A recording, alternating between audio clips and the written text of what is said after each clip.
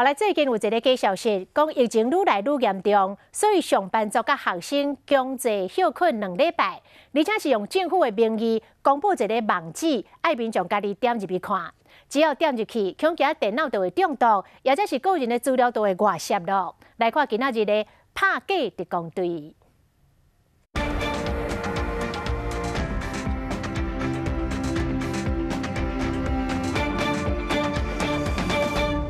虽然疫情每天拢有新的决策，不法人士掠到这点，透过简讯散布假消息。这几天真侪人拢收到明仔载开始实施新型冠状病毒假期2礼拜，所有上班族学生强制性的休假，以免传播。下底面也有附连结，爱你看所在管区的资讯，但是网址点落去根本就是无相关的相片。你只要分享跟疫情有关的，你就很多人点阅嘛，所以甚至可能会有诈骗集团或者色情网站，他们也会利用这个疫情的方式去散播他们的东西。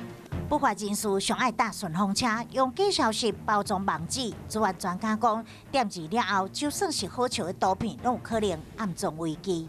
故意要制造一些流量，在某一些假的内容网站上面。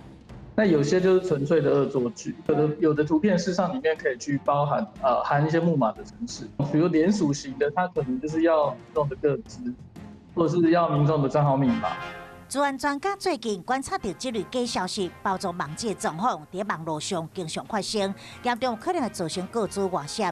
专家嘛建议，安怎来辨识网站的真假？基本上政府发布的新闻啊，它其实应该会是在那个。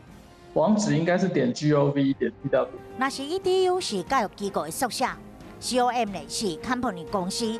资源专家建议使透过网址来初步辨识，如若拄到这缩写的网址就无效。提醒网络信息唔通乱点，只要是疫情相关的官方资讯，上好是到卫福部官网查询，才袂因为随便乱点，甲家己置身伫网络危险中。